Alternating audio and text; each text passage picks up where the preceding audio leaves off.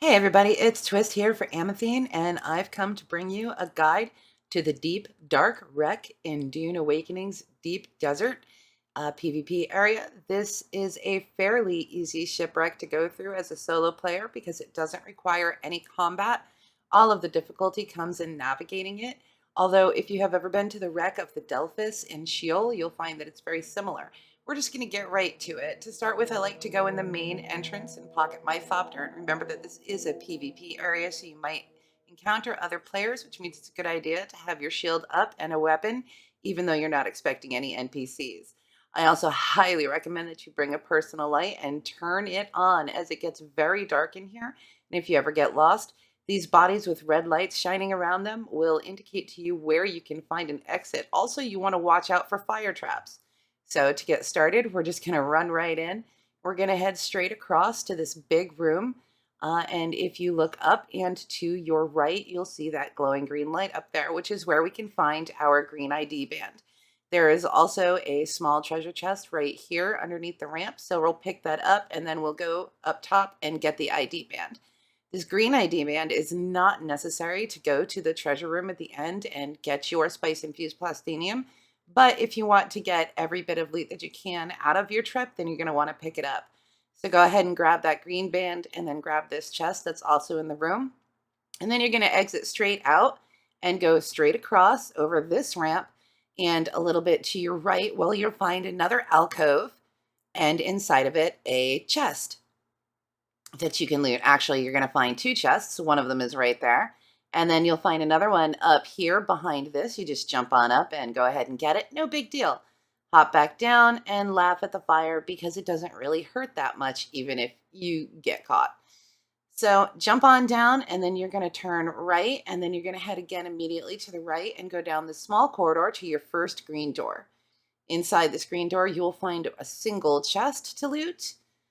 It's also good, I find, to pick up all of the gear drops that are in here because you can then recycle them. There's also a locker here you can pick up.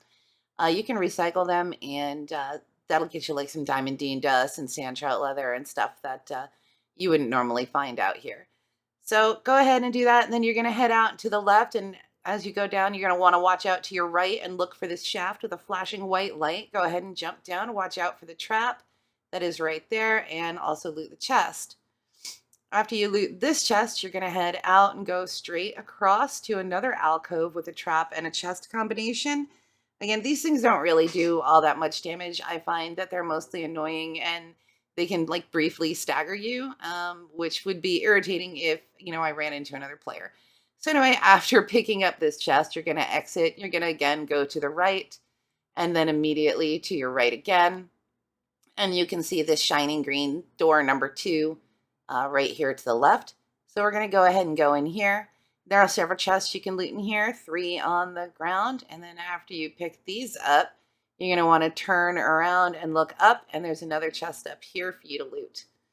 So go ahead and grab that. And then you're going to exit green door number 2. And you're going to turn right again. There's a lot of going right.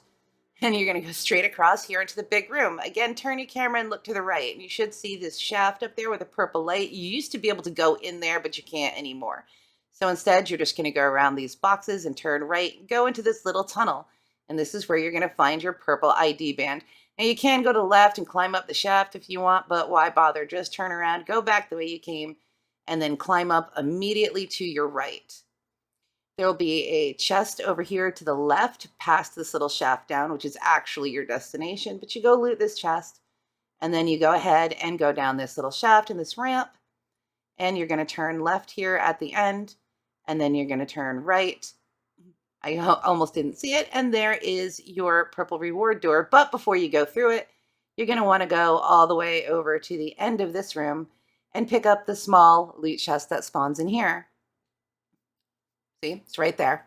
So after you pick that up, there's another one over here by this. I always think this looks like a little kitchen, but I'm not sure. I have no idea. Looks like a little kitchen. So anyway, we'll pick that chest up, and then we'll go over here, go to the right, and go into our treasure room door. And if you're lucky, somebody hasn't logged out in here, and you will find your loot waiting for you. Of course, you're not going to get a whole heck of a lot of spice-infused plastanium by doing these, but they are relatively easy. So if you are solo and you don't have anybody to help you do testing stations, or you're not capable of soloing testing stations, these shipwrecks can be a pretty good source of the spice-infused plastanium dust for you. So, yep, if you have found this guide useful or entertaining or interesting in any way, please go ahead and give the video a like and give the channel a subscribe. It makes me feel good. It makes Amethine let me make more videos in which you can watch me have a very difficult time placing my thopter, because that's how this game works. And then I can't get it in either because Dune Awakening. So, anyway, I'm Twist and I'm out of here.